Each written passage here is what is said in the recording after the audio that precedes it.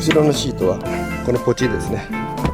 でヘッドクリアランスは身長175センチ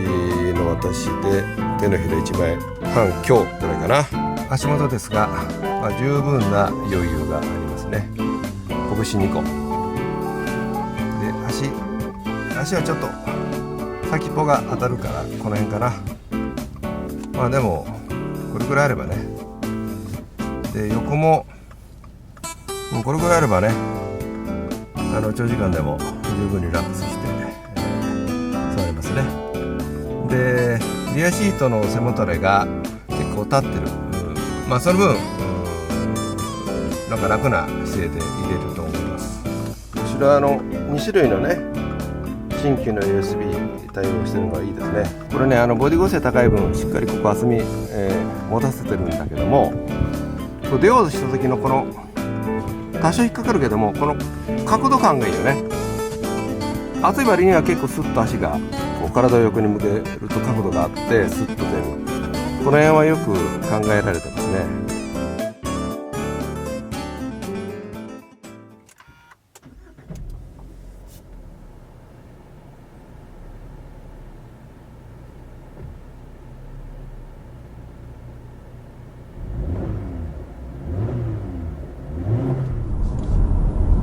今日はクロストレックのリミテッド FF モデルですね、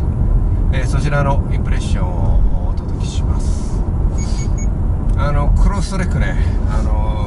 まずデザインかっこいいよね。個人的にはかっこいいなと好きなデザインですね。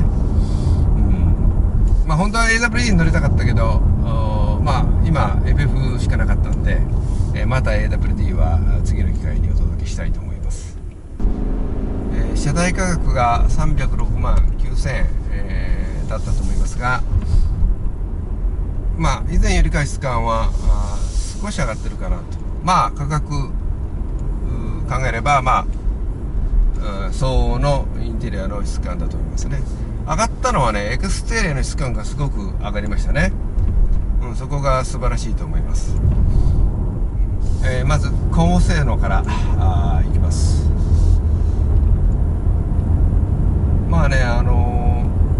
音はねどちらかというと静かな方かな。静かだとまでは言えないけども、静かな方じゃないかなと思いますね。でシートも新しい考え方で作られたということで、結構その背筋をピッと伸ばしてくれてね。で腰のところをすごいグッとちょっと出ててもう本当にピッと背筋が伸びるっていうシートですね。でちょっと出てるところがもう少し抑えてほしいけど、でもこれ新品だから多少へたってくるんで、もしかしたらそれでちょうどいいぐらいになるかもしれないっていう、それぐらいのちょっとしたとこですね。でこれまず出て A 型だからね、今後良くなってくると思いますが、まずノーズダイブスクオートピッチングがちょっと大きいですね。その辺がちょっと残念です。レボークとかアウトバック乗った限りはこの辺がすごく進歩してて良くなってたんですが、クロストレックに関してはちょっと昔に戻っちゃったかなと思いますね。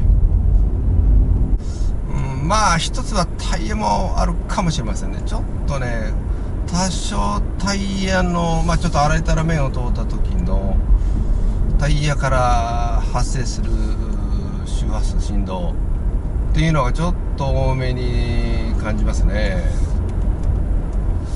路面がいいところだとねいいんだけどね、路面が悪いとちょっと快適ではないね。こういう路面になるとね。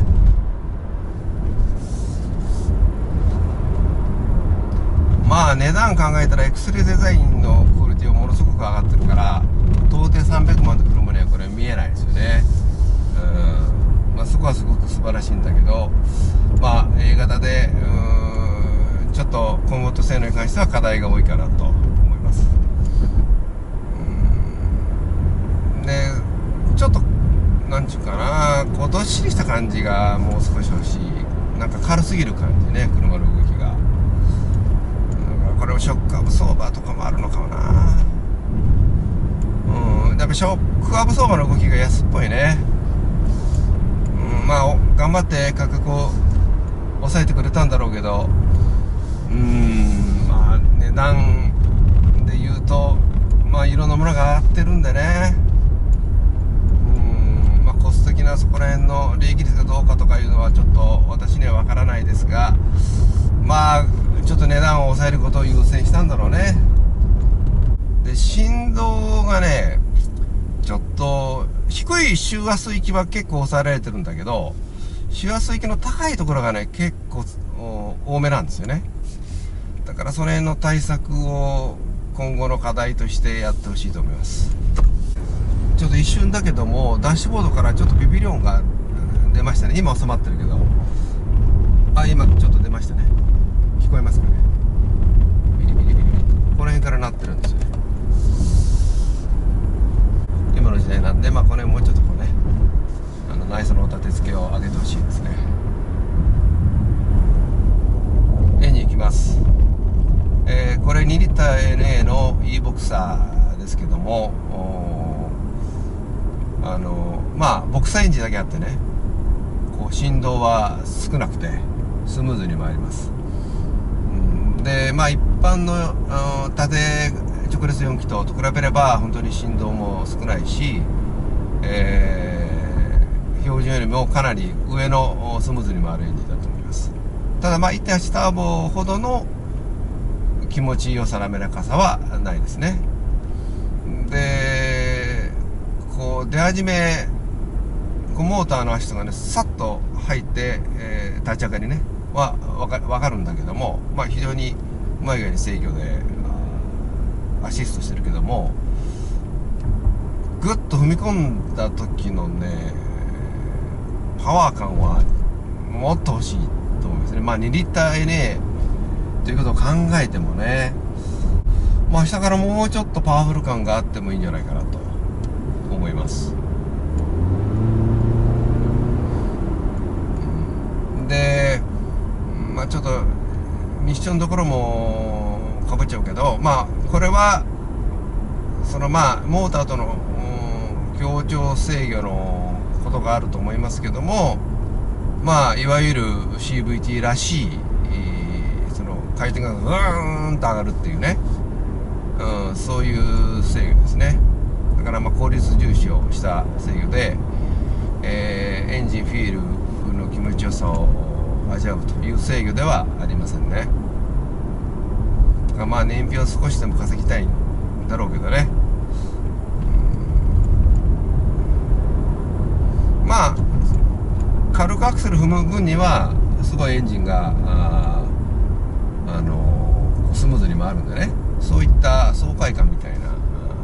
気持ちよさまではいかないけども爽快、そんな感じですね。で車自体もこう結構爽快な感じのフィール、走行フィールですね。軽めのねどっしりした感じじゃない。だからまあエンジンに関して言うとスムーズに回るエンジンだけども、もう少しそのもう馬力を抑えてる分下からのトルクが欲しいよねと思います。ブレーキいきます。ブレーキもねこれまあタッチ軽くて、まあ利き自体はねいいんだけども、まあ日本車のよくあるパターンでもっとブレーキのしっかり感、構成感は欲しいなと。踏めばふにゃふにゃじゃなくてちゃんとこう浮力に対してロードをガッと挟んでくれるんだけど、そのもうちょっとカチッとしたキャリパー合成とかね、その辺がもっと欲しいなと思いますね。ちょっとやっぱ力が逃げてる部分が結構あるんで、利きのフィールはまあ悪くはないんだけど、もう少しねガチッとした安心感があったらいいかなと思う。まあこれもやっぱり値段のところがあるから、まあ結構ギリギリで頑張って抑えてるんだろうね、きっとね。これそんな感じがする。この車は値段をね一生懸命抑えて作ったんだろうな。これブレーキはねちょっと強めに踏んで、ちょっと温度を上げてやるとフィーリングが良くなります。冷えてる時はねちょっとフィール悪いんだけど、変わりますね、フィーリングが。今はいい感じになりましたね。まあやっぱりね今グッとちょっと強めに踏んだけども、もっとしっかり感が欲しいな。まあこれぐらいのね40キロ50キロぐらいで走ってるからしっかり効くんだけども、スピードが上がるとまあちょっとこう伸びるんじゃないかな、練習距離が。そんな感じがする。